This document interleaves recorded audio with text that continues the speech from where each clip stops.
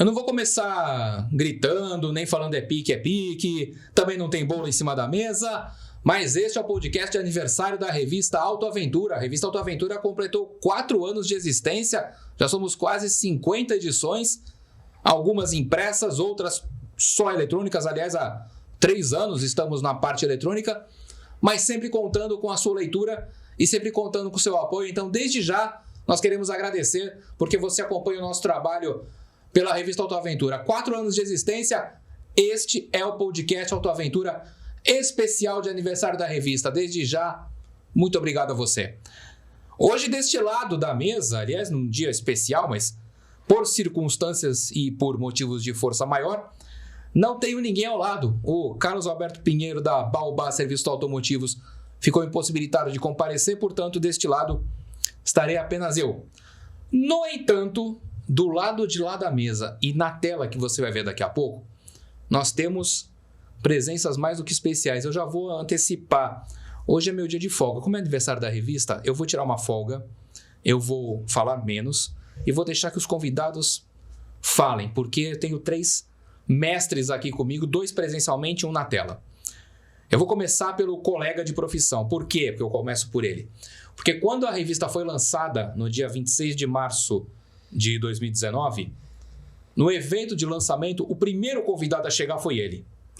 E ele vem sempre me apoiando, sempre falando, lendo a revista, sempre assistindo o podcast, sempre dando a sua opinião. E agora, já há algum tempo, vem sendo colunista do site Autoaventura, com a Histórias e Histórias, com muita coisa interessante ali que você consegue ler semanalmente no site Autoaventura.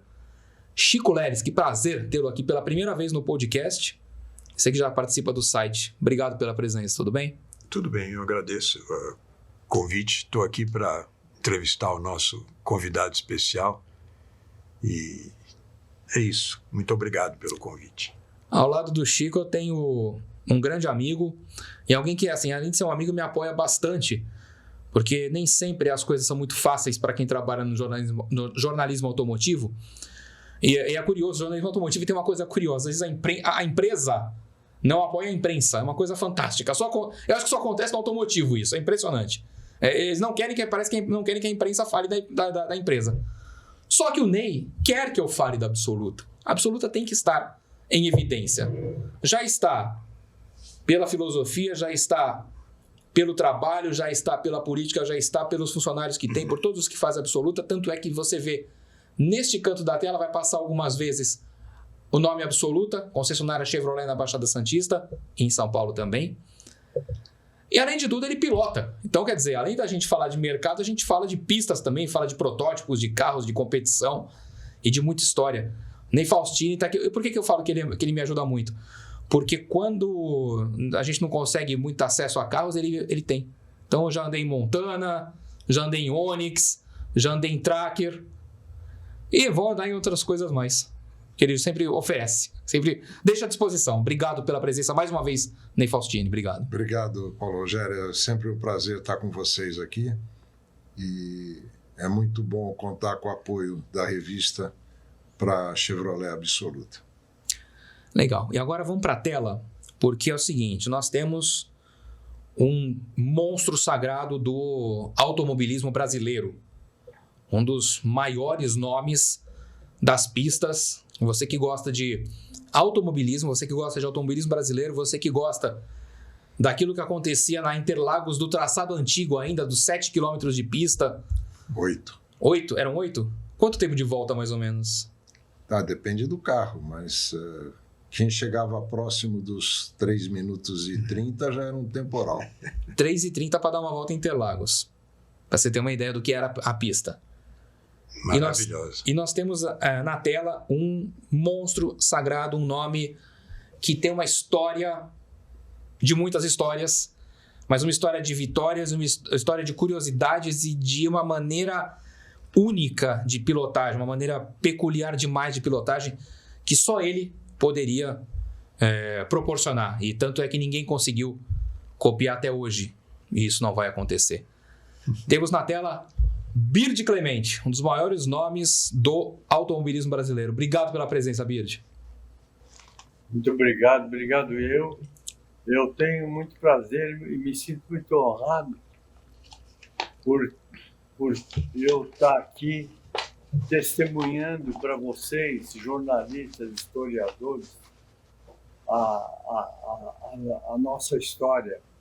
A nossa história que, hoje em dia, pelas grandes mudanças que houveram, sobre todos os aspectos, ela se tornou muito mais pitoresca do que compreensível para essa juventude que está aí hoje. As coisas mudaram muito, mas eu agradeço muito pela oportunidade de estar aqui divulgando. Eu tive a oportunidade de participar das melhores equipes, Deus me ajudou muito, as coisas caíram no meu colo, participei das melhores equipes, guiei os melhores carros, e ao meu lado, eu sempre tive no meu grupo os melhores pilotos da história do automobilismo brasileiro, né? Muito bom, muito agradável, e espero estar aqui colaborando com vocês. E tem muito papo mesmo, viu? Tem muita história para falar. Eu tenho na mesa o Ney é piloto, eu não digo, não é nem é piloto em atividade. O Chico Leles é um fascinado por automobilismo. E os dois são amigos do Bird. Então, assim, a mesa tá bem legal, né? Porque os dois iam para Interlagos assistir o Bird correr e depois se tornaram amigos dele. Eu vou lançar a primeira pergunta, depois eu vou descansar, vocês toquem o papo aí que eu já só quero ouvir. Bird, me fala uma coisa, eu só vou lançar a primeira pergunta. Como é que foi a tua chegada ao automobilismo, a tua chegada à VMAG, como é que foi a tua entrada no automobilismo, a tua entrada num carro para correr Interlagos, como é que foi? E a partir depois da tua resposta, o volante tá com o Ney, o volante tá com o Chico. Qual foi? Conta um pouco da tua história da entrada no automobilismo, Bird, por favor. Olha, meu destino, muita sorte, e eu fui protegido, realizei os meus sonhos, né?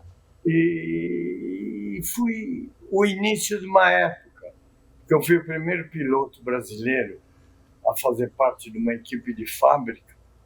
Uma equipe de fábrica naquela época se caracterizava pelo piloto ser convidado por competência para guiar um carro de corrida.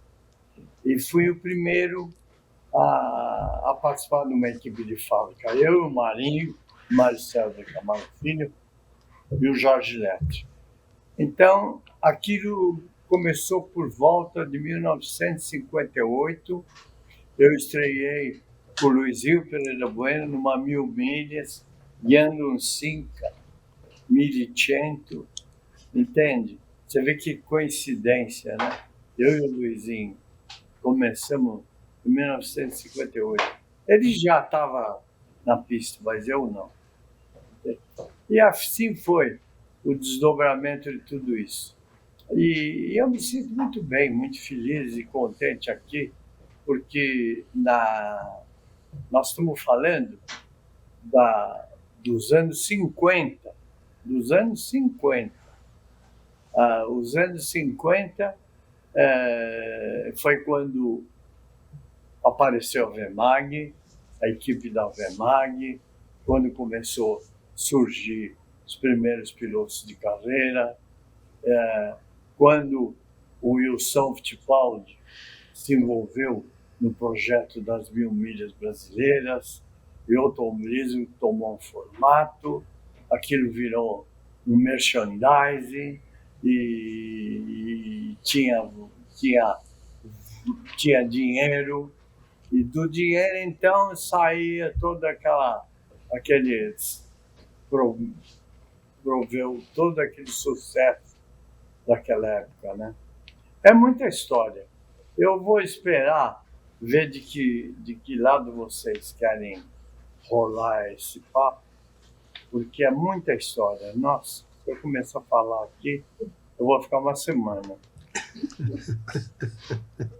Tá com vocês a bola. E você foi o primeiro piloto profissional no Brasil, não é isso também? Olha, eu tive muita sorte, porque as coisas... Eu não vou dizer que eu não tinha competência, tá, mas acontece que eu não era o único, tinha vários. E as coisas caíam no meu colo, entende? Quando a VEMAG começou a participar oficialmente com 2 carros das provas do Brasil, ela, naquela época, ela patrocinava o jornal da Rádio Eldorado, que era um jornal erudito. O locutor tinha que falar naquela postação de voz, papá. E era um negócio interessante. O locutor era o Boris Casoy, jovem, não é? E naquela programação da Rádio Eldorado, do jornal da Rádio Eldorado, a VEMAG malhava muito nas propagandas dela. E nas propagandas dela, ela começou a usar muito o meu nome. Começou não, ela usava muito o nosso nome, os resultados das corridas. DKV ganha aqui, DKV ganha lá, Absoluto, não sei o quê, Bird Clemente aqui, Mário César ali, tal. E eu cheguei para o meu companheiro Marinho e falei para ele, pô, Marinho, eu estou notando o seguinte, eles estão usando o nosso nome para fazer propaganda. Eu vou pedir alguma coisa para esses caras. Naquela época, isso era um absurdo, né, o que eu estava falando. E o Marinho falou para mim, você está louco, nós vamos perder essa boca aqui. Nós somos os 2 únicos pilotos brasileiros que guiamos de graça. E o nosso chefe, que era o Jorge, reclama que falta dinheiro, e você quer pedir alguma coisa para eles. Eu queria um carro, eu queria um carro de frota para cada um, entendeu? E aí, você tá louco, nós vamos perder essa boca e tal, não sei o que. Eu falei, cara, eu vou falar com o Bilic era o nosso diretor, eu vou falar com o Bilic, e se der alguma zebra, eu saio sozinho, você não vai se preocupar com isso. E eu fui falar com o Bilic. Cheguei, seu Bilic, puxa, eu tenho o maior orgulho de guiar esses carros. Nossa, que bom que eu tenho sido contemplado, o destino me contemplou de estar aqui nesse lugar, tal. Mas, por que todo gerente aqui da VEMAG tem um carro de frota, tal? Por que eu não tenho um carro da frota para meus particulares, eu e o Mário? Foi uma ideia, né?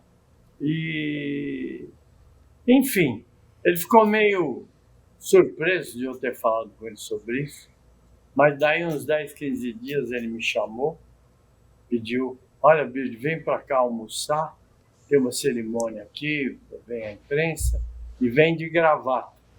Eu falei, meu Deus, o que é? Você vai saber aqui. E ele também, lógico, o Marinho, eu e o Marinho, né? Daí lá fomos nós 2, eu tenho fotografias até, disso tudo. E estava lá toda a diretoria da VEMAG,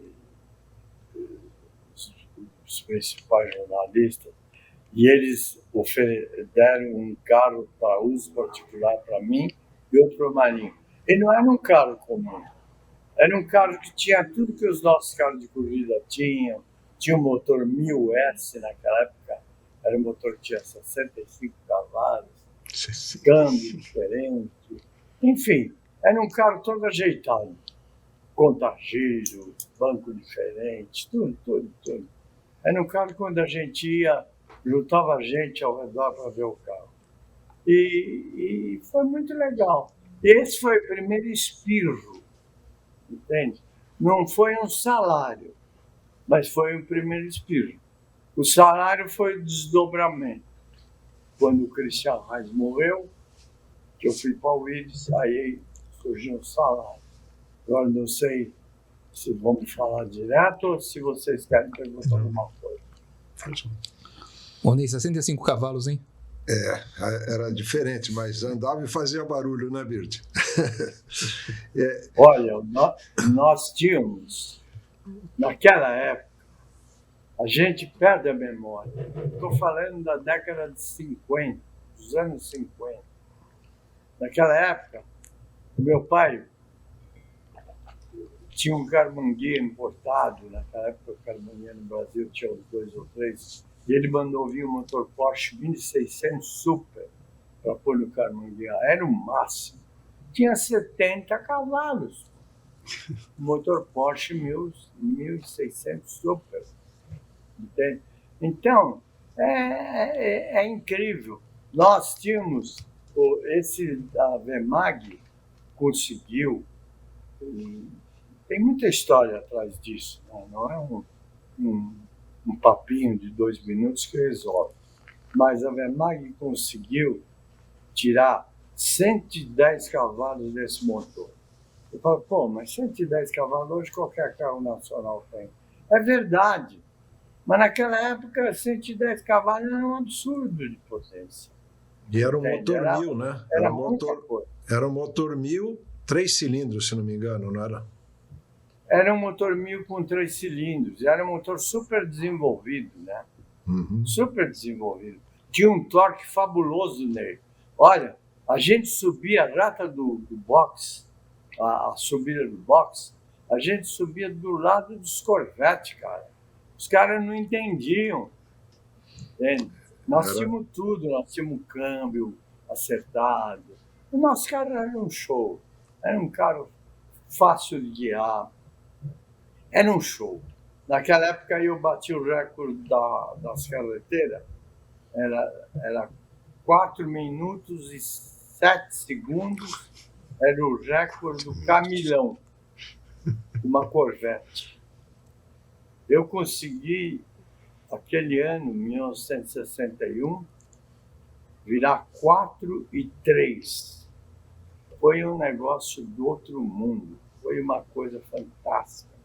Mas os números não eram assim, era daquela época, né, cara? Hoje você fala, nossos números são medíocres. Não, mas era o número daquele momento, era isso. E era muito rápido. Eu lembro... É verdade. Eu lembro, já comentei isso com você, Birdi, uma vez que tinha aqueles, se não me engano, era 50 mil quilômetros do Gordini, né? O recorde mundial do Gordini. E eu era garoto, consegui um tio que me levasse lá para assistir, e você estava conversando com alguém na cerca, eu já era... O Birdi era meu ídolo, eu tinha o maior orgulho de assistir as corridas dele. A hora que eu vi o meu ídolo ali a 3 metros de mim, ele estava conversando com alguém na cerca, contando da capotada que alguém tinha dado com o carro na véspera. Eu fiquei extasiado ali, olhando. Foi ele, o Birdi. Não foi ele que capotou, foi ele que capotou, foi. Ah, legal. Não, que tinha o cavalo e você foi desviado do cavalo, foi isso? Não, mas não foi ele. Não, foi ele que capotou. Não foi nada disso, não. Mas a respeito desse comentário teu, Ney, você acredita? Nós temos um relacionamento muito antigo, né? Quando você começou a correr com os negros, que ganhava muita corrida e tal. E eu nunca me esqueço daquela época. E eu nunca me esqueço que naquela época já faz muito tempo, você me falou isso. Você me contou essa história da cerca. Poxa vida, eu fiquei tão orgulhoso, cara. Fiquei tão orgulhoso disso que eu não esqueci nunca. E você agora contou e eu me lembrei perfeitamente daquele momento em que você se lembrou daquele negócio. Muito bacana. E é curioso. É curioso, porque eu falei no começo que eu estava com 2 admiradores do Birdi. E você fala hoje, ia para Interlagos. Interlagos você pega um Uber e vai, né? Na época não tinha nem Uber, não existia. O Interlagos devia ser um matagal. Eu não vivia a época, mas devia ser um mato enorme, um lugar muito afastado. Demorava quase 2 horas de ônibus. Então, às vezes que eu matei aula para assistir corrida. Aí que eu queria chegar. Porque você desce na estação autódromo do trem, não tinha nem o trem, entendeu? Mas isso que eu queria perguntar, né? Você e o Chico, De onde vocês saíam e qual era o caminho para ir para Interlagos para ver o Bird? Você pode contar essas histórias? Eu morava na Chácara Santo Antônio, ali em Santo Amaro, Pertinho. mais tarde. Mas antes, aí eu ia de carro, já ia de carro, que eu já tinha carro. Mas antes, quando eu não tinha carro, que era garoto... É porque você matava a aula. Que eu matava a aula, eu ia de ônibus, eu morava no Brooklyn. Demorava, acho que 2 horas, porque eu tinha que ir para a escola e da escola fugir para... Molecada, não aprenda isso. O Chico, você levava 5 horas. Mais de 5. Eu saía de Santos, Expresso Brasileiro, subindo pela Anchieta. E depois da Anchieta tinha a Tamandaré, que era uma inclinação fabulosa que desembocava na Praça Clóvis. E eu acho que ali aquele ônibus levava 40 minutos para subir aqui. Não, parecia que não sabia. Aí tinha que andar até o Parque Dom Pedro. Você morava pertinho de Interlagos. Demorava 2 horas, você demorava 5. Mas e aí até tomar o ônibus, e o ônibus sempre entupido de gente. E aí chegava em Interlagos, tinha que pular cerca, muro, porque não tinha grana para pagar ingresso. Era fugir da cavalaria. Mas tudo valeu para assistir o Bird entrar de lado nas curvas. E de óculos. Essa forma do Bird pilotar era única. E era um show à parte, né? Porque era com derrapagem controlada, não era todo mundo que era capaz de fazer. Será que ele pode explicar hoje, tecnicamente, como é que ele fazia aquilo? Bird, pode explicar isso? Como é que fazia aquela curva?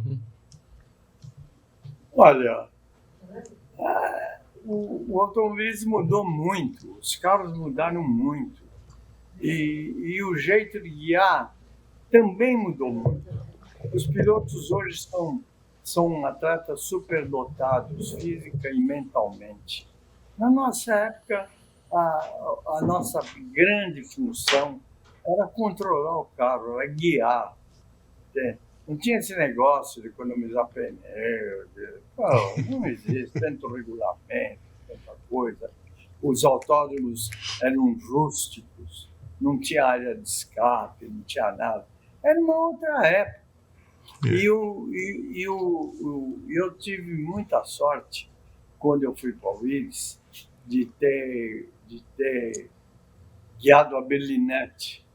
Porque a Berlinette, o Alpine Renault A108, ela era um carro fantástico, fantástico. Aquele carro ensinou todo mundo aqui da minha turma a guiar, entendeu? Aquele carro eu costumo dizer que a Berlinette era uma bailarina e a gente, dançando com ela, nunca parava de aprender. Entende? Então, é isso. E eu, quando fui para o Willis, eu saí de um carro tração dianteira e fui para um carro tração traseira. Mas acontece o seguinte, a gente tinha 70 cavalos, a gente tinha uma aerodinâmica para aquela época excepcional, mas era um carro muito... se você não tivesse aquele estilo de guiar, você não conseguia fazer nada, porque você tinha que passar os caras onde você encontrasse, entende? Em qualquer lugar. Entende? E era muito, não é que era difícil, precisava muito preparo, muito treino para poder tirar tudo que dá para tirar daquele carro, entende? E naquela época nós tínhamos pneus estreitos, pneus quinturados, e o carro escorregava, né? E a gente, na verdade é o seguinte, tem determinadas coisas que eu não esqueço, né? Na verdade, quanto mais perto você, do fim da reta, das curvas, você freasse, melhor vinha o tempo. Até hoje é assim. Mas naquela época era muito mais o espaço que você tinha do que hoje. Entende? Então, cada um freava num lugar, pô. E se jogava no meio da curva, o carro escorregava. E você vinha na freada, você já vinha usando aquele freio motor, chamar punta-taco. E você vinha com a ponta do pé direito, freando delicadamente, e com o calcanhar ajudava no tempo do motor para entrar as marchas. Entende? E quanto mais perto da curva você freava, mais você alongava a freada para o meio da curva. Quando você chegava no meio da curva um pouco mais rápido do que o costume, o carro esparramava. E o que te fazia sair daquele esparrame era o motor. Então, a gente tinha que guiar daquele jeito. E eu tive a oportunidade, isso que eu tenho que falar, que é justo perante meus companheiros. Eu, quando estava na Vemag, já era assim. Quando fui para o Willis, também já era assim. A gente ia para a pista, um caminhão de roda montada, eu ficava lá o dia inteiro se eu quisesse andar. Entende? Quer dizer, material à vontade. Material à vontade, rodeado dos melhores mecânicos, rodeado. Então, rapaz, era uma coisa de louco. E a gente tinha coisas daquela época que eu não me esqueço. Por exemplo, eu era um fã do Ciro. Corri várias vezes. Ciro Caires. E numa dessas vezes, eu ia largar e o Ciro chegou para mim e falou, cara, dá um jeito de largar na frente, pular na frente, pular na frente. Eu falei, não, vou fazer o possível. Ele falou, vou te dar uma dica. Quando o diretor da prova, naquela época o diretor da prova ficava no chão, uma bandeira quadriculada, e dava bandeirada de largada. Né? Quando o diretor da prova levantar a bandeira, você fica prestando atenção na respiração dele. Quando ele der uma respiração profunda assim, você sai que ele vai abaixar a bandeira. Eu falei, puta vida. E eu fiquei prestando atenção. Não é que dava certo, porque o cara ficava com a bandeira levantada, você saía e ele baixava a bandeira, entende? Ele também não podia perder aquele momento. Então, coisas e mais coisas e mais coisas. Na hora da largada, você estava sozinho dentro do seu carro, né? Você tinha um volante, você tinha um contagilho, um marcador de pressão de óleo, um marcador de temperatura de óleo. Isso. Né? É o que a gente tinha. Tá não tinha nem rádio, né? Não tinha nem rádio. É? Não tinha nem rádio, né? Não tinha cordão umbilical nenhum com box. Não existia isso. Você tinha que parar no box, seja lá o que for, um platinado com fio quebrado, você tinha que chegar lá e contar para o mecânico, platinado, ele ia lá, entendeu? Não tinha nada, era tudo a gente que fazia. Não existia essa tecnologia hoje que faz tudo, pô. Hoje, outro dia eu vi uma declaração do Nelson Piquet dizendo que tudo que ele fazia, tudo que ele aprendeu não adiantava mais, porque hoje em dia o engenheiro falava com o equipamento eletrônico, não com o piloto mais. E assim é a nossa vida, né? Aquela pitoresca, aquele palco que eu ia quando era mulher, Chico Lande, Ciro, Celso. Nossa, é aquele palco, Christian, né? Por isso que eu dou tanto valor, eu tenho tanto orgulho disso que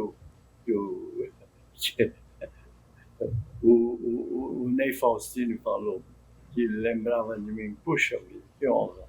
Então, eu também passei por isso. Por falar em pitoresco, conta como é que você desligava a luz de freio no final do retão, nos dias de neblina, porque você sabia de cor aquela curva, você sabia onde tinha que frear, onde não tinha que frear.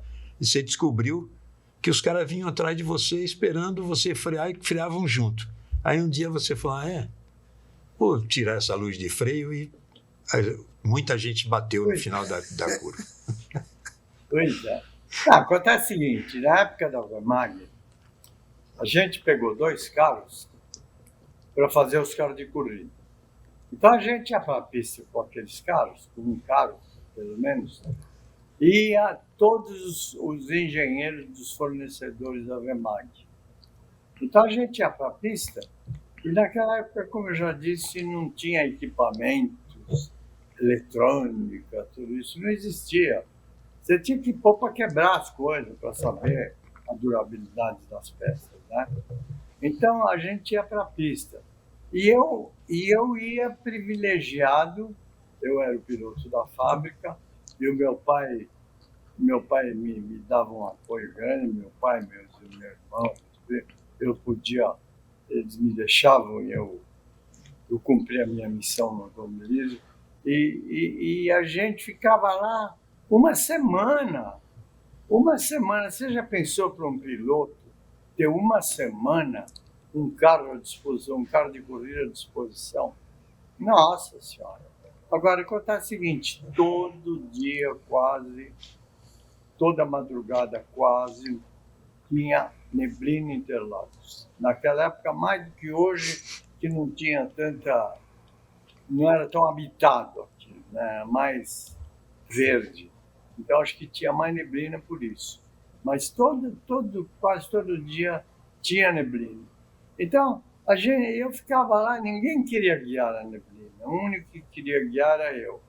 E o meu chefe, o Jorge, falou, puxa, vamos nos preparar que nós vamos, se fizer neblina no dia da corrida, nós vamos embora de todo mundo. E ia mesmo, porque ninguém treinava. Baixava neblina e ficava todo mundo perdido lá. E a gente tinha aquela memória fotográfica de tanto treino, tanta hora de voo lá, entende? E, enfim, era a nossa vida, né? E quem tinha essa oportunidade além de mim? Então nós começávamos a mexer. Um dia, na corrida, os caras, que sempre tem gente, os meus companheiros que guiam muito bem, e carros muito bons. Então, o cara pegava a tua luz, traseira, e ele perseguia.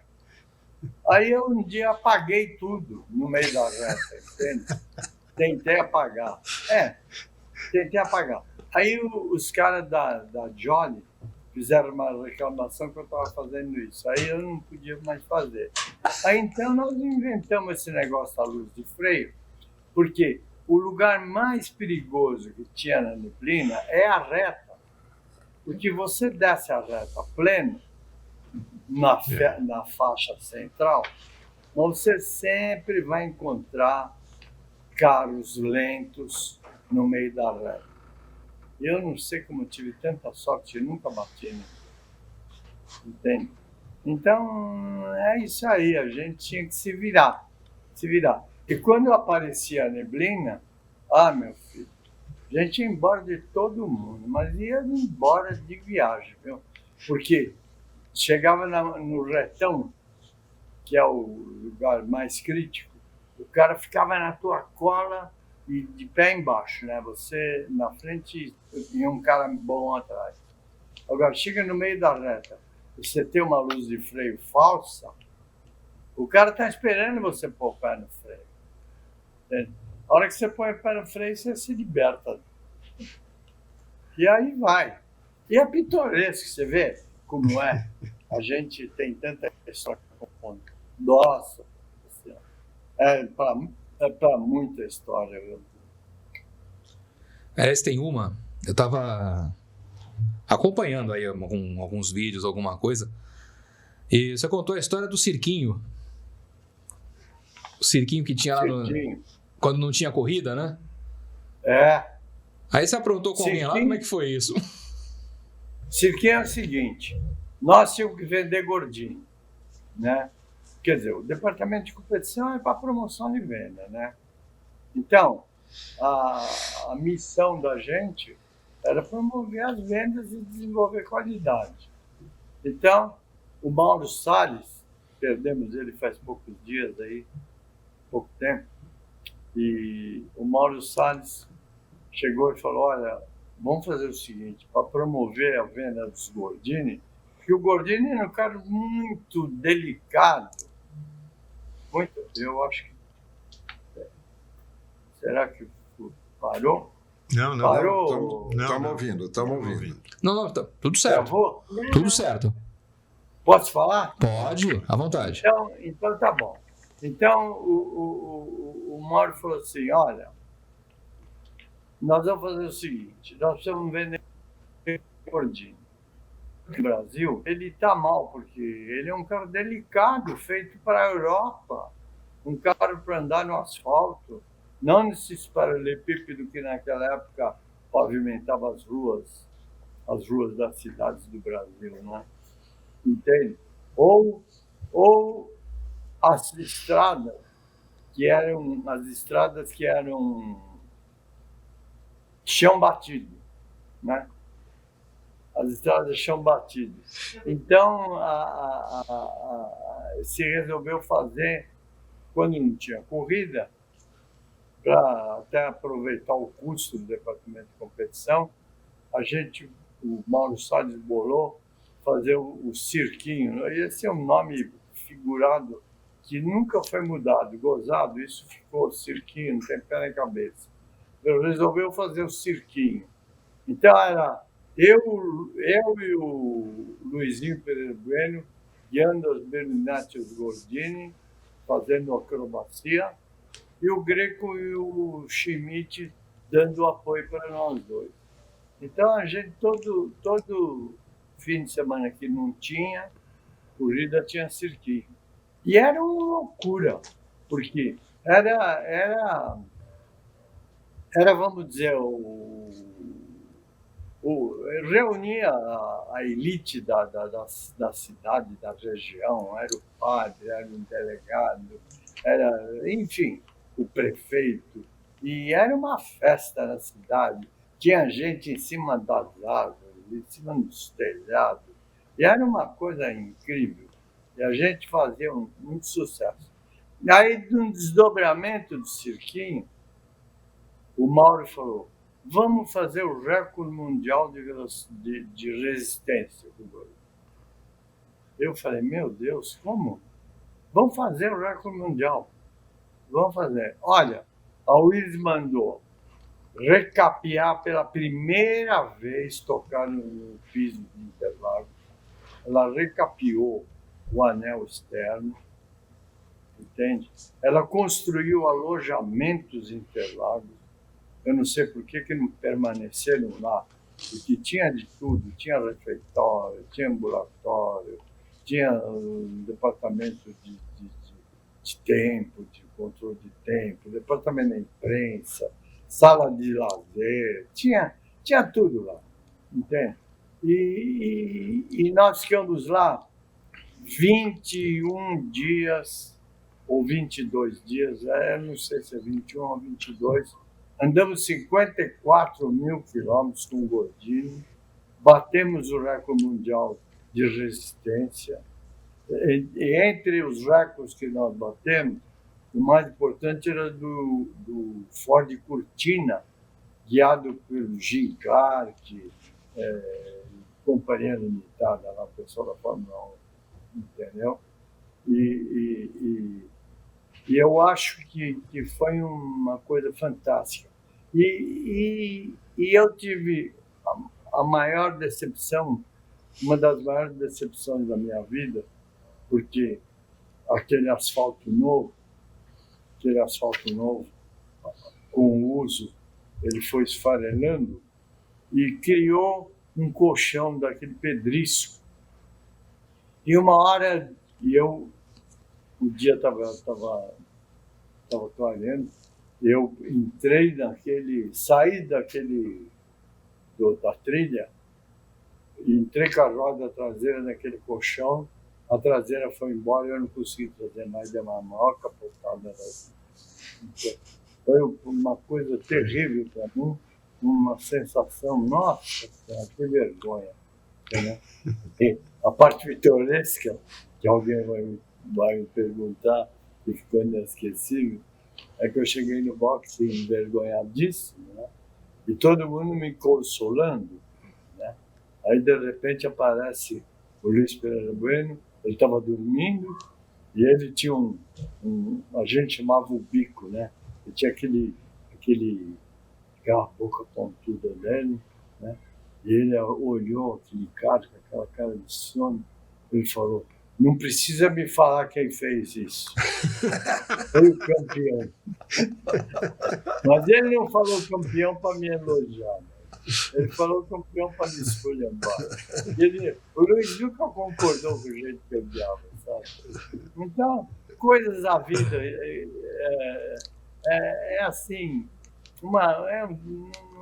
Se eu ficar aqui contando história, olha, vou dizer, é uma semana. Mas o carro caiu de pé e você voltou pro box assim, né? Isso mesmo. Isso. Voltei com a cabeça baixada. E uma outra coisa pitoresca que fica na lembrança, que eu gostaria que ficasse para sempre, é que o Brisão, nós tínhamos o chefe dos mecânicos, ele era um touro, cara. Meteu as costas na capota do Gordini, Isso. entrou como se fosse um esticador de carroceria, endireitou não, fez a porta fechar, entende? E, poxa, e lá fomos nós, com aquele carro todo torto, quando tinha chuva ou qualquer outra coisa, era um sacrifício, né? Porque o carro ficou sem para-brisa. E quando estava chovendo, o Luizinho Pereira Bueno chegava a vez dele guiar, ele ia lá, onde eu estava, geralmente eu estava dormindo, né? Me acordava, ô campeão, é tua vez de guiar lá. Eu tinha que ir lá guiar na chuva, fazer a vez dele. Era uma criatura, eu tenho tanta saudade do Luiz, do Marinho. Nossa, eu tenho muita saudade, porque cada um era cada um, viu? Eu admiro muito esses caras. Guiavam barbaridade. E, nossa, o Brasil não era só o Emerson, o Piquet, o Ayrton, não. O Brasil tinha muita gente boa, muita gente boa. Nossa. Aliás, houve uma eleição um tempo atrás sobre 50 maiores pilotos que não estiveram na Fórmula 1. E desses 50, 2 brasileiros. Um é o Gil de Ferran e o outro é o Billy Clemente. É isso mesmo. Pra ter uma ideia. Maior orgulho, né? Maior orgulho. Pois é.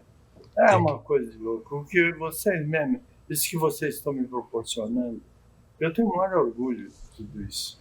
De Deus ter dado para mim a oportunidade de participar de tanta coisa importante.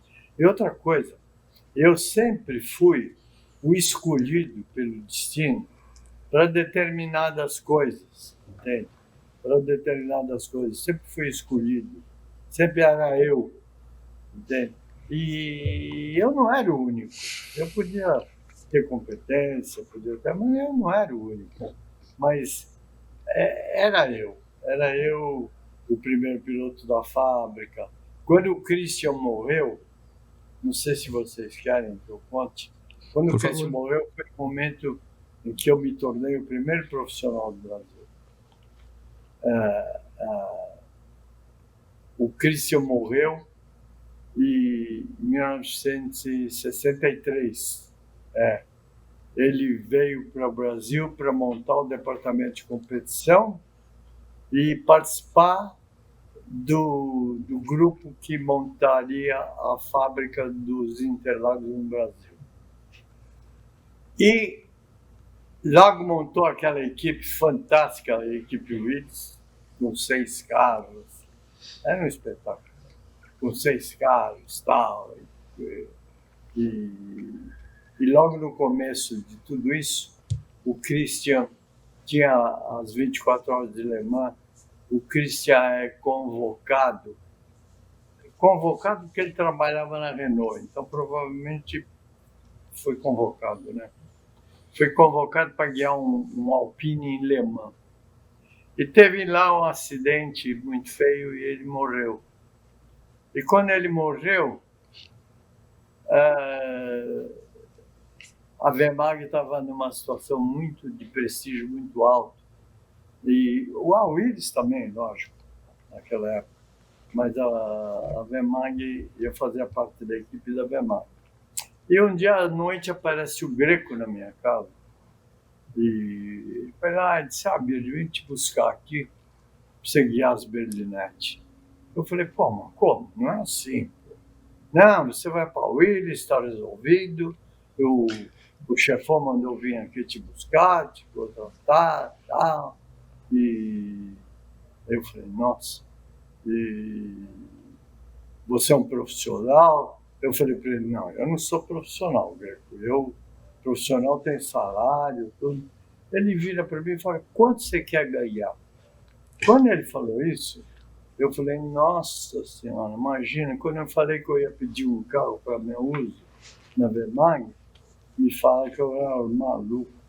Imagina agora eu no salário pagar um carro de corrida. Nossa, mãe. Mas acabei tendo um papo com ele meio complicado, porque ele queria que no dia seguinte, às 10 horas, eu tinha que estar na pista, não sei o quê. E não era tão fácil assim, né? No fim, depois de muito papo, eu resolvi topar com ele, entende? Mas eu me daria 2 dias de prazo para mim poder acertar minha vida na Wehrmacht, com a minha agente, devolver o meu carro, enfim. E assim foi. E realmente foi uma coisa muito, muito histórica, para mim inesquecível, porque eu peguei e fui de manhã na Wehrmacht, fiz uma carta muito bonita, eu tenho ela guardada até hoje, e foi uma choradeira, todo mundo, eu, Marinho, Jorge, porque realmente naquela época não existia isso, era uma coisa inédita, né, que estava acontecendo. E assim foi. Eu fui para o Willis, fui muito bem, tive muita sorte, me dei muito bem com o carro, eu consegui melhorar os tempos da berlinete, enfim, foi muito legal. Mas é uma história que não pode morrer, né? É a história do automóvel e do automobilismo brasileiro. É a história da nossa gente. É a história de tudo, é a história de tudo, porque era o primeiro momento em que um brasileiro sentava com alguém discutindo um salário para ganhar um carro de corrida. Nossa, que coisa fantástica. Ô Ney, existe nas provas de endurance, existe esse migué do cara chega quando começa a chover, ele vai, não, agora é sua vez de pilotar? Tem gente que não gosta de andar na chuva, né? Tem muita gente que começa a chover e não quer treinar. Eu, quando começa a chover, eu tenho que treinar também. Você não sabe quando vai encontrar a chuva. Eu não deixo de treinar na chuva, quando às vezes você vai andar eu treino bastante de kart. Eu tenho treino de kart e muita gente fala, tá chovendo, eu não vou lá para me sujar, me molhar. Eu quero andar, porque o kart, se rodar, o prejuízo é menor, né? Então, se você rodar... Do que bater o ABS, né? Um carro de verdade, né? Uhum. Como é que você tira o melhor ali uma situação de chuva? Como é que você tira o melhor do carro ali? Tem algum segredo aí? Você andar fora da trilha de borracha é onde você tem que andar, fora do traçado normal do seco. É onde você tira o melhor resultado, porque você vai pegar menos borracha, menos óleo, e o carro vai ter um pouquinho mais de aderência. Uhum. Chico? Não, eu nunca pilotei, andei sempre calmamente. Não, mas quer mais alguma pergunta para o Bird? Mais alguma? O Bird, vocês, quando fizeram a prova do Gordini lá, dos 50 mil quilômetros, vocês começaram quando o carro ainda, antes de você fazer aquela coisa que o Luizinho te chamou de campeão, vocês estavam fazendo 104 km por hora, a média. E aí baixou para 97, é isso? Acho que é assim. Acho que é assim. A nossa média estava altíssima. Aquele carro, ele andava, a velocidade específica dele era 116 km por hora. Imagina você com parada e tudo. Nós estávamos no terceiro e quarto dia, não me lembro quando eu capotei. Nós estávamos com essa média alta aí. Era fantástico. Isso com parada e tudo, parando e tal. É legal. Outra coisa. Uma coisa muito interessante. Na Hungria, o Nelson fez uma ultrapassagem no Ayrton que me lembrou você. Eu fiquei emocionado de ver aquilo, porque ele entrou. Você lembra disso, da Hungria? Aquela ultrapassagem em cima do Ayrton? Fora. Em 86. Por fora, em 86, ele faz a ultrapassagem e toma o X na volta. Numa volta anterior, na volta ele anterior. fez a ultrapassagem e tomou o X. Mas aí na outra... segunda ele foi por fora, o Ayrton tentou dar o X e aí ele... Ele entrou que nem o Bird entrava nas curvas, entrou de lado assim e foi embora. Lembra dessa ultrapassagem, Bird? Lembro. Agora, sabe o que acontece? Os carros hoje mudaram tanto que mudou a forma de guiar. Não consegue mais. Você tem que... É totalmente diferente. Totalmente. Olha, aconteceu um negócio comigo que a minha vida foi toda organizadinha, viu? Deus fez tudo certinho para mim. A minha última corrida praticamente foi a 1.000 milhas. 1.000 milhas que eu corri com o Maverick. Foi quando lançaram o Maverick, em 1973. Corri com o meu irmão, entende? E nós tínhamos ganho 25 horas, o carro era praticamente standard, entende? Depois ganhamos 500 quilômetros, o carro já era um pouquinho mais avançado, e depois o Greco resolveu fazer 1.000 milhas, que era preparação livre.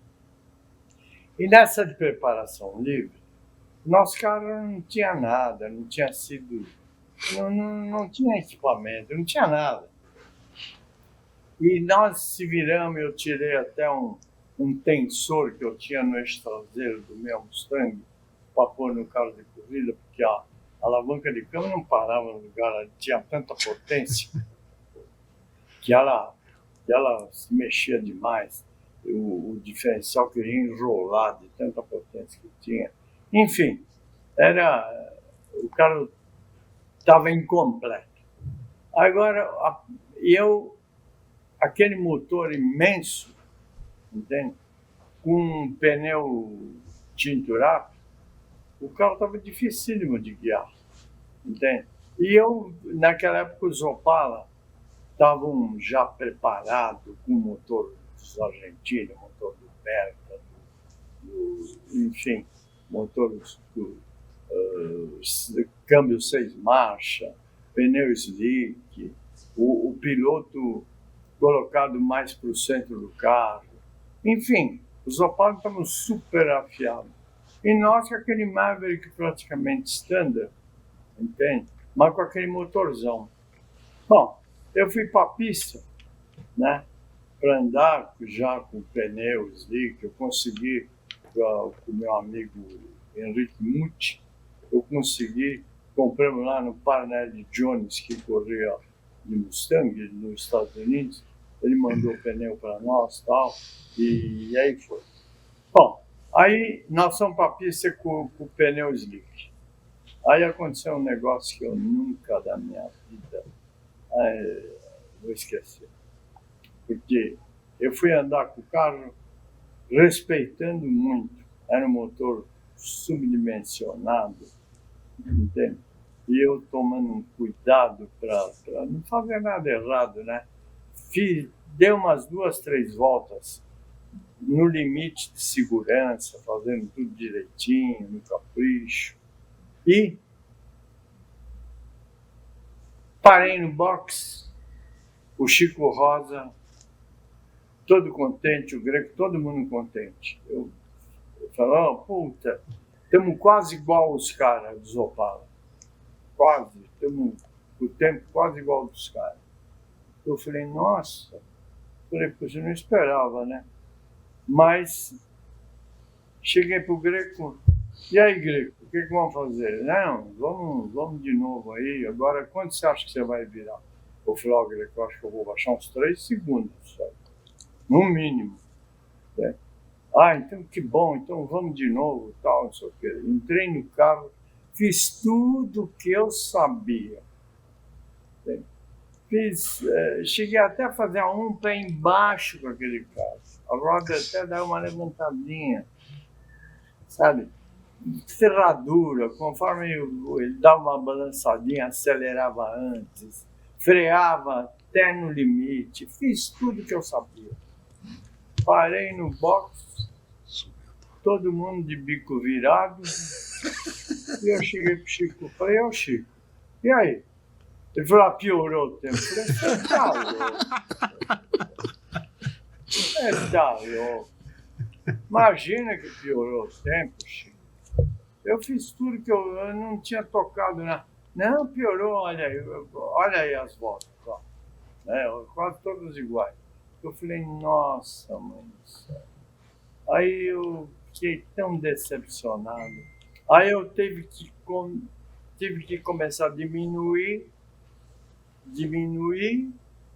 até me encontrar com a aderência do pneu, porque se o pneu desse uma mexidinha, perdia tempo. E eu guiava ao contrário de tudo isso. Entende? Nossa Senhora. Ganhei a 1000 milhas com meu irmão. Entendeu? Ganhamos a 1000 milhas. Então, tudo bem. Mas eu virei para trás e falei, olha, estou saindo na hora certa, viu? Porque o seu Tom Brito vai ser isso aí, eu estou fora. Viu? E é verdade. Eu procuro ficar na minha, não ficar muito envolvido com essas teorias novas, sabe?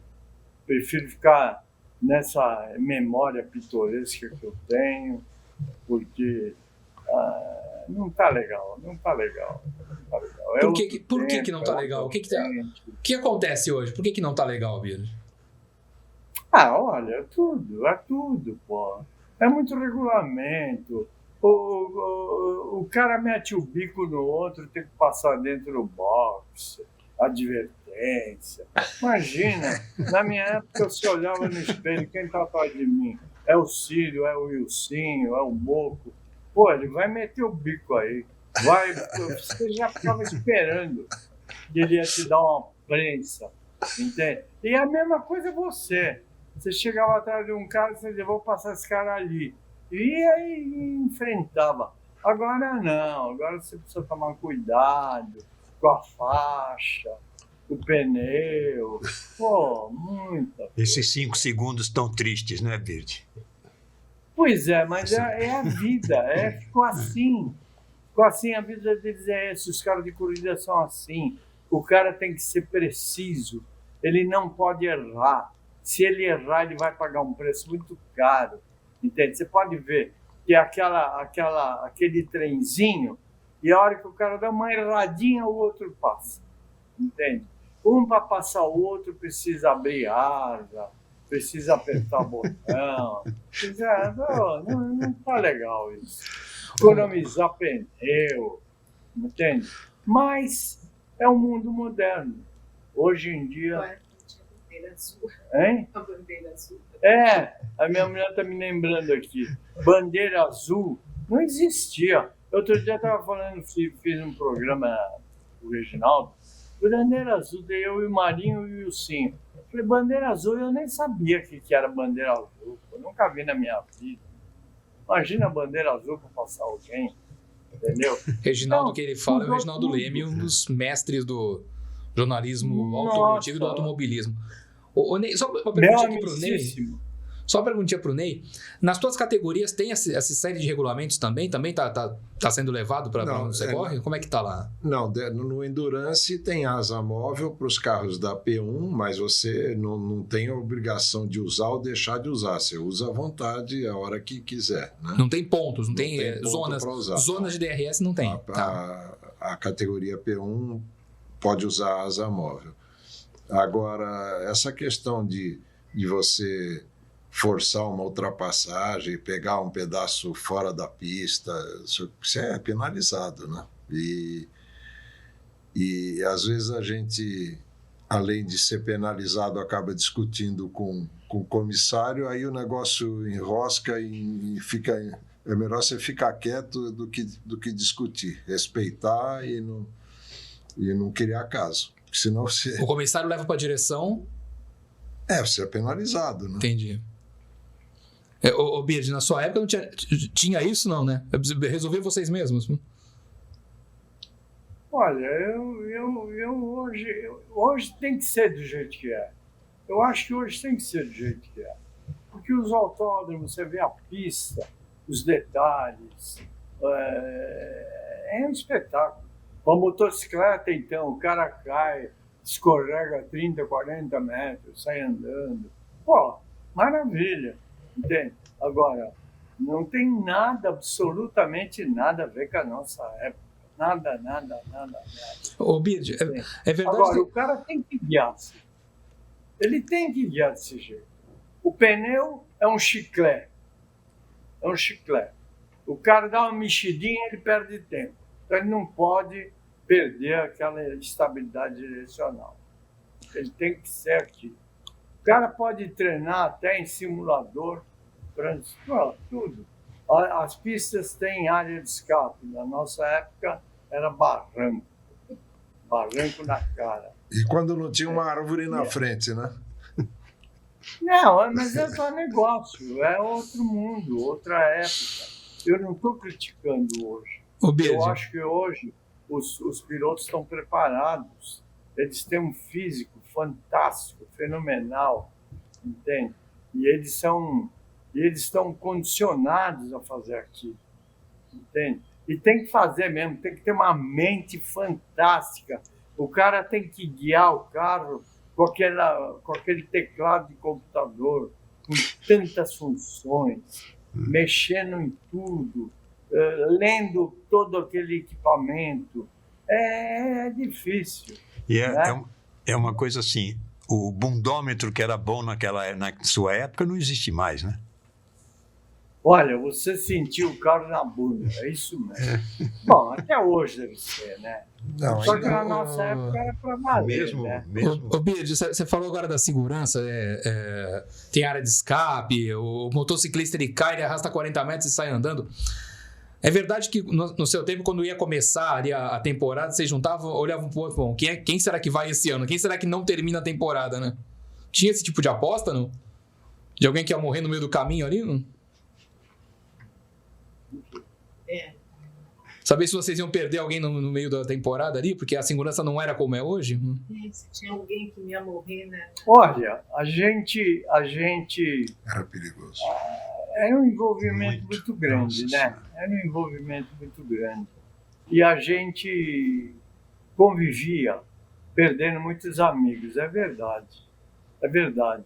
Eu não estou dizendo que nessa época estava certo. Não estou dizendo. Entende? Eu não acho que estava certo. Eu acho que mudou tudo. A segurança melhorou muito, né, Bird? Nossa. A segurança melhorou, lógico que melhorou. E outra, não é só a segurança, o autódromo, o piso. Pô, cara, hoje o jornalista para trabalhar numa categoria elite, ele tem que estudar cada corrida, ele tem que pegar e ir para casa e estudar. Sim. Porque tem tanta informação, tem tanta novidade, tanta coisa que ele precisa. Eles controlam a temperatura da pista, a temperatura do pneu, a temperatura de cada pneu no carro, o esquerdo, o direito. Pô, é uma barbaridade. Quer dizer, mas é o tempo que está, é o nosso tempo. É o tempo que está, hoje é assim, está tudo assim. Você já pensou você chegar na tua casa e a tua televisão está com o controle remoto quebrado? Pô, não existe mais. Ninguém quer mais televisão sem controle do remoto. Ninguém quer mais um carro que não tem vidro elétrico, que não tem isso. Pô, ninguém quer. Então, vamos ser razoáveis. Agora, quando faço esses comentários, eu faço olhando a parte esportiva. Porque eu acho que chega uma hora que o piloto vai se afastando. Na minha época, o piloto era 50%. Hoje é 10%, é 5%. Eu acho que ficou muito desproporcional. Você vê corrida de motocicleta, os caras vêm batendo ombro com ombro ali. Entende? E corrida de automóvel está estranho. Mas é legal, eu gosto, eu assisto. Entende? Mas não entra na minha cabeça tudo que tem que entrar, não entra. Está fechadinha. E eu quero que ela continue assim. Ô, Ney, você falou em segurança, você falou que carros abertos tem que ter o halo, né? Sim. Isso é obrigatório, né? Sim, hoje sim. O ABS, por exemplo, o ABS 01 tem, né? Tem ralo. É obrigado. Sim, é obrigatório. E a gente já viu a importância disso, né? É verdade. E às vezes, não é nem aquilo. Pô, pode bater carro, voar um pneu. O pneu na cabeça de um piloto, na velocidade que vem, no peso que vem, é morte, Você tem que diminuir o risco. Tudo isso para diminuir o risco. O risco no automóvel é um esporte de risco. Você não... apesar de a segurança ter melhorado muito, não ser como nessa época que você se referiu ao Bird, de alguns amigos que a gente perdia ao longo do tempo, graças a Deus a gente perde menos, mas o risco ainda existe, é inerente a esse esporte, né? Quem não quer correr esse risco vai fazer outra coisa. Fica assistindo na arquibancada, né? De preferência com uma grade na frente, né? Pra não voar nada, né? É isso aí. Legal. Ó, temos aí já mais de 1 hora de papo aqui, viu? Bird, quer acrescentar mais alguma coisa? Senão eu já vou te agradecer pra vida inteira essa conversa, viu? Imagina, estou à disposição de vocês. O assunto é muito vasto, né? Nós estamos falando de mim, da coisa.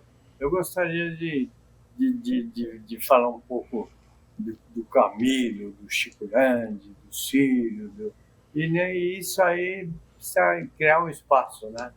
Agora, é muito legal eu estar aqui no meio de vocês.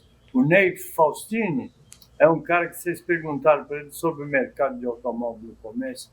O Ney tem uma experiência na comercialização de automóvel usado, zero, que pouquíssima gente tem, entende? Ele é tremendo. E outra, quando lançaram os Maverick, logo depois, surgiu aquela categoria eu não me lembro a categoria. Turismo 5.000. Turismo 5.000. Isso, mano.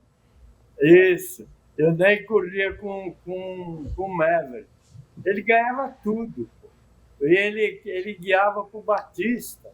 Ele e o Batista. O Batista é uma pessoa encantadora. É legal isso, sabe? Você vê essa coisa toda, essa participação. E eu gostaria muito, sabe, que vocês, que são historiadores, vocês hoje me conduzirem para falar de mim. Mas, poxa vida, na minha época, na minha própria equipe, o Wilsinho, o Luizinho, Marinho, nossa, cada figura, vocês não imaginam. E hoje, praticamente só o Wilsinho, sobrou eu e ele. Mas ele já é da época dos anos 60, né? E dos anos 50, só fiquei eu. Agora, a história é muito bonita, a história de todos eles, entende? E eu estava comentando fora do ar com vocês sobre o Camilo Cristóforo, Chico Landi, Cílio Caines. Nossa, tem tanta história que eu gostaria que não morresse, que eu gostaria de colaborar para que ficasse em algum arquivo. Porque eu estou vendo que a turma dos anos 50 está sendo esquecida, entende? A turma dos anos 60 ainda não, mas a dos anos 50 está. Outro dia eu estou desenhando para me distrair. Outro dia eu desenhei o Roberto Gallucci, que era meu amigo, corremos junto, tudo. E eu terminei o desenho e falei, pô, vou mandar para a turma. Não tinha ninguém para mandar. Morreu todo mundo. Entende? E fiquei triste. Falei, meu Deus, uma geração todinha que se foi. E agora tem a geração dos anos 60, que foi a geração forte, né? Que veio o Emerson, Moco, Piquet, Ayrton. Piquet é um pouco mais para frente, né? Piquet é 70. Piquet é mais para frente, não é 60. Piquet é 70. Piquet não é 60? Não, é 70. Então, o Ayrton também não. Risca. Mas é isso. Mas eu acho fantástico. Viu? Eu acho que é um assunto aí. A gente já marca um novo podcast e a gente amplia a pauta. Acho que é um assunto aí para a gente conversar numa oportunidade próxima aí, se o Paulo Rogério convidar a gente, Bird. Nós já estamos convidados, gente. É só falar. Sabe? A gente grava a parte 2. Para ficar guardado aí, o Camilo Cristófaro era um cara fantástico. Guiava muito, fazia os melhores carros do Brasil. Era uma figura que era um ator. Eu costumo dizer que ele era o Adoniran Barbosa do automobilismo brasileiro. Porque ele era um ator, que fazia cada foguetão, entendeu? Guiava muito. Era super engraçado. Entendeu? Mas olha, vamos programar isso aí, eu gostaria conversa muito. com o Chico Leves, porque o Chico Leves que falou, olha, tem que falar com o Bird Clemente, tem que colocar no podcast. Eu falei, vamos colocar o Bird Clemente no podcast. Agora ele vai começar a amiga a falar, olha, vamos combinar com o pessoal todo, vamos juntar todo mundo, quem tiver aí e tal, a gente faz um bate-papo legal também com todo o pessoal. Já fica a responsabilidade, Chico. Além de mandar coluna pra mim, você ainda vai arrumar outro podcast. Tá bom. Vamos sim. E o Chico Leves também é um cara que faz parte de uma geração, aquela geração que nasceu junto com a história do automobilismo, né? Eu sempre lembro o relacionamento, muito carinho que nós dois tivemos, e o relacionamento dele com o grupo todo. É muito legal, entende? São pessoas assim que viveram, que têm sentimento, para isso tudo não morrer. Eu já estou com 85 anos, entende?